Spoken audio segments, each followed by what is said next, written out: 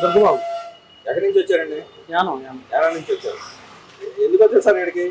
నేను గుడికి వచ్చాను. ఎలా ఉంది తిందాం, టిఫిన్ ఎలా ఉంది చూద్దాం వచ్చాను. ఎక్కడికి వచ్చారండి? రయ్యవాడ గుడికి. ఇక్కడికి మా అత్తగారింటికి.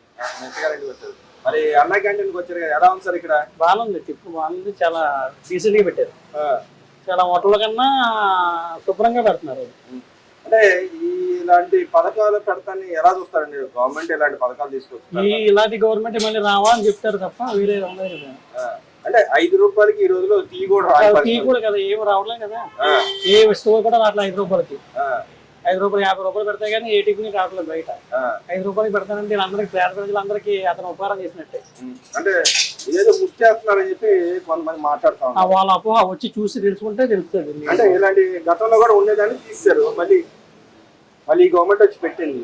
అంటే నిజంగానే ఉపయోగపడే పథకాలు పెడితే తప్పు, ఉపయోగపడే పథకాలు పెట్టడం వల్ల తప్పు లేకుండా గవర్నమెంట్ మళ్ళీ నెక్స్ట్ ఇయర్ కూడా తర్వాత కూడా వీళ్ళ ఫామ్ చేయాలి.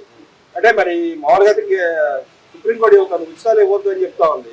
మరి ఇలాంటి పథకాలు 5 రూపాయలు లాంటి పథకాలు పెడితే మంచిదేనంటారా కాదా? మంచిదే. వాళ్ళు లేనంటే వాళ్ళకి ఇలాగ భోజనం అన్నది టిఫిన్ అన్నది పెట్టడం వల్ల వాళ్ళ యొక్క ఉపాధికి కడుపు నిండా భోజనం పెడదామని తృప్తి ఉంటారు. ఏ దేవాలయానికి వెళ్ళి ఎక్కడ ఇచ్చినా ఏమి ఇచ్చినా ఏమి ఉండదు, ఉపయోగం లేదు. ఇలాంటి ఉపయోగపడితే బాగుంటుంది. అంటే ఇప్పుడు సంక్షేమ పథకం మామూలుగా ఇస్తూ ఉంటారు, పెన్షన్ ఇస్తూ ఉంటారు. పెన్షన్ కూడా దాంట్లో కూడా 350, 400, 500 లోపల అయిపోయేటట్టు మేము ప్లాన్ చేసామని చెప్పి గవర్నమెంట్ చెబుతా ఉంది. మరి నిజంగానే అలా చేయడం మంచిదేనంటారా? అది మంచిదే కదా. వాళ్ళు లేనంటే వాళ్ళకి అందరికి ఏదో చెయ్యలో కొంత డబ్బులు ఉంటాయి, వాళ్ళ ఉపకారంగా తీసుకోవడానికి వాళ్ళకి సొంతంగా ఖర్చు పెట్టుకోవడానికి ఉంటాయి. వాళ్ళకి ఏదైనా కొనుక్కోవాలన్నా వాళ్ళకి ఒక చేతిలో డబ్బులు ఉంటాయి. పిల్లలు చూడడం వాళ్ళు ఉంటారు, పిల్లలు చూసిన వాళ్ళు ఉంటారు, వాళ్ళంటే వాళ్ళకి ఉపయోగపడుతుంది కదా. అంటే ఇప్పుడు ఇలాంటి ఇంకా పెట్టాలంటారా? పిల్లలకి గవర్నమెంట్ పెడితేనే మనకి వెనకాల ఉన్న లేనటి వాళ్ళు ఎలాగ ఉన్నదని తెలుసుకుంటారు. పక్క రాష్ట్రాలు కూడా తెలుసుకుంటున్నాయి కదా. ఇలా చేయడం వల్ల అన్న క్యాంటీన్ ఎలా పెట్టడం వల్ల పక్క రాష్ట్రాలు తెలుసుకుంటాయి. మాకు యానంలో ఉంది ₹1 భోజన పథకం అని చెప్పి మల్లారకృష్ణ గారు పెట్టారు. అది కూడా అంతే, ఇలాగే ఎలా చేస్తారు వాళ్ళు. అంటే గవర్నమెంట్ ఇలాంటి పథకాలు తీసుకోవడం వల్ల ఉపయోగం ఏంటంటారు? గవర్నమెంట్ కి లబ్ధి పొందడానికి వాళ్ళ యొక్క ఏంటి గవర్నమెంట్ మీద వాళ్ళ మొక్కు చూపించుకోవడానికి వాళ్ళకి అభివృద్ధిని ఎలాగుందని చాటుకోవడానికి తెలుస్తుంది ఇలాంటి పథకాలు. మరి ఉచితంగా బియ్యం కూడా ఇస్తున్నారు కదా, కిలో బియ్యం పథకం ఇస్తున్నారు, అలాంటివి ఇస్తున్నారు. అలాంటప్పుడు ఇలాంటి పెడతా ఉపయోగం లేదనేది కొంతమంది వాదన. లేదు అలాగే పెట్టడం వల్ల లేని వాళ్ళకి 2 పూట్ల భోజనం చేయడానికి ఎట్లకి ఉపయోగపడుతుంది కదా. అంటే బియ్యం ఇస్తాం 5 కేజీలు బియ్యం ఇస్తాం, నెలకి సరిపోతాయి కదా అని మాట్లాడుతున్నారు. అయ్యేం సరిపోతాయి, ఎకరానికి సరిపోయి కదా. 5 కేజీలు బియ్యం ఎవరికి సరిపోతాయి? అంటే గతంలో కొన్ని ఇంకో పథకాలు ఇచ్చాడు, కొంత నూనె కొంత పప్పు కొంత ఫ్రీగా ఇచ్చే పరిస్థితి ఉంది. ఇప్పుడు ఇవ్వలేని పరిస్థితి గవర్నమెంట్ కూడా మా వల్ల కాదని చెప్పి వాళ్ళంతా అప్పు చేసి గవర్నమెంట్ లేసి వెళ్ళిపోయారు. ఇలా వెళ్ళిపెట్టి ఏదో ఇలా భోజనం అంటే ఇలా పెట్టుకుంటే వాళ్ళకి బాగుంటుందని చెప్పి వాళ్ళకి మళ్ళీ స్టార్ట్ చేశారు.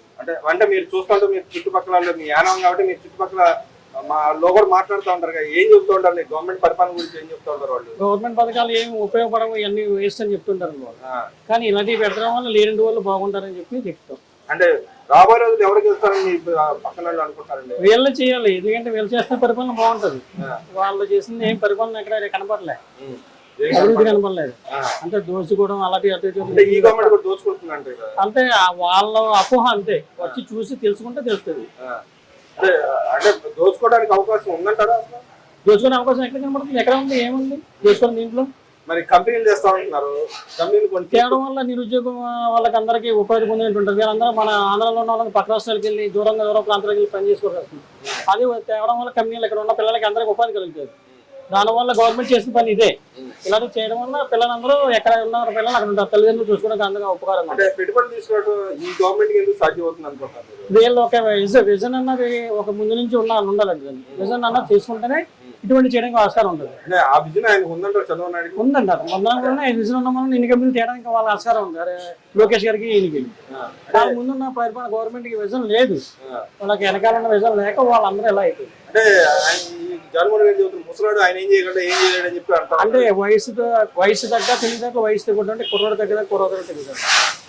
అంటే మరి ఈయన 60 ఏళ్ళు ఆయన 70 ఏళ్ళు, 60 ఏళ్ళు ఆడికి 70 ఏళ్ళకి తేడా ఉంటుంది. అంటే తండ్రి దగ్గర నుంచి నేర్చుకోవాలనే విధానం అతని దగ్గర ఉంది. ఏదో తండ్రి దగ్గర వచ్చింది లోకేష్ నేర్చుకుంటున్నాడు. అంటే లోకేష్ గారు మరి ఈ రోజు విద్యావ్యవస్థ కూడా మార్పులు తెచ్చారని చెప్పి అంటా ఉన్నాడు. 10th క్లాస్ లో కూడా గవర్నమెంట్ గతంలో అన్నట్టు విధంగా గవర్నమెంట్ యాడ్ ఇస్తుంది, గవర్నమెంట్ పాఠశాలలో మీకు ఇంత మార్కులు వస్తాయి రండి చేరని చెప్పి గవర్నమెంట్ ప్రోత్సహిస్తుంది. దాన్ని ఎలా దొరుకుతుంటారు నిజంగా? అలా ప్రాసెస్ లేని పిల్లల వాళ్ళందరూ చదువుకోవడానికి ఆస్కారం ఉంది, మాకు ఇంకా చదవాలి, మా తల్లిదండ్రులు చూసుకోవాలని అజ్ఞానం ఉంటారు. అంటే ప్రైవేట్ గా దానికైతే 15,000 డబ్బులు కూడా వేస్తా ఉంది, 15,000 దాకా వేస్తా ఉంది. ఇప్పుడు అలాంటి అవకాశం లేదని పోతుంటారు, ఆ డబ్బులు కూడా ఇవ్వాలంటారు. 15,000 అంటే ఎవరు ఇస్తున్నారు అనేది పిల్లలకి ఉపయోగపడుతుంది తప్ప వాళ్ళకి ఉపయోగపడుతుంది కదా, బయట వాళ్ళకి. పిల్లలకు ఉపయోగపడుతుంది వల్ల వాళ్ళు చదువుకోవడానికి మాకు ఇస్తుంది, మా పాకెట్ మనీ ఉంటుంది, మాకు కావాల్సిన కొడుకోవడానికి మా తల్లిదండ్రులు అడగకుండా మేము కొనుక్కుంటున్నామని ఉంటుంది. అంటే ఆ 15,000 ఇవ్వాలంటారా? ఇవ్వడం వల్ల పిల్లలకి వాళ్ళకి ఏం కావాలన్నా తల్లిదండ్రుల మీద ఆధారపడి చదువుకోవడానికి ఉపయోగపడుతుంది. మరి రాబోయే రోజుల్లో ఏ గవర్నమెంట్ వస్తే బాగుంటుంది అంటారు? మీకు టీడీడీ వస్తేనే బాగుంటుంది. ఎందుకంటారు అంత బలంగా? అంటే ఈ విజన్ అనేది అంతా చేయడానికి కారణం ఆయన చంద్రబాబు నాయుడు తప్ప డెవలప్మెంట్ ఎక్కడ కనపడలేదు కదా ఫస్ట్ నుంచి కూడా. మరి అంటే ఆయన ఒక అమరావతిలో డెవలప్మెంట్ చేస్తాను, డబ్బులు అప్పులు తెచ్చి చేస్తాను, ఇంకెక్కడ జరగట్లేదు అని చెప్పి అంటున్నారు. అమరావతి అనేది ఆయన చేయడం వల్లనే అది క్యాపిటల్ ఆఫ్ ద సిటీ ఎక్కడ ఆంధ్రప్రదేశ్ లో, కావాల్సిన విజయవాడ కాబట్టి అక్కడ చేసుకోవాలి. అంటే అటు కర్నూలు సైడ్ కూడా పెడితే పాటు 3 ప్రాంతాలు అభివృద్ధి చేసి 3 ప్రాంతాల క్యాపిటల్ పెట్టడం వల్ల ఉపయోగం ఉంది, దేనికి ఉపయోగం ఉంది? ఒకటే క్యాపిటల్ కావాలి. గవర్నమెంట్ వచ్చిన తర్వాత మరి 3 ప్రాంతాలు డెవలప్మెంట్ అని చేస్తున్నారు, ఒకే దగ్గర 3 ప్రాంతాలకి సమానంగా చేస్తున్నారు కదా. ఇండస్ట్రీస్ కానీ ఏమైనా సరే సమానంగా చూస్తున్నారు వాళ్ళు, ఎక్కడ వ్యతిరేకం పెట్టలేదు కదా. మాకు తెలిసిన మేము మాది ఇక్కడ కాదు, అయినా యానంలో నేను చూడడంలో చెప్తున్నాం మీకు అంతే.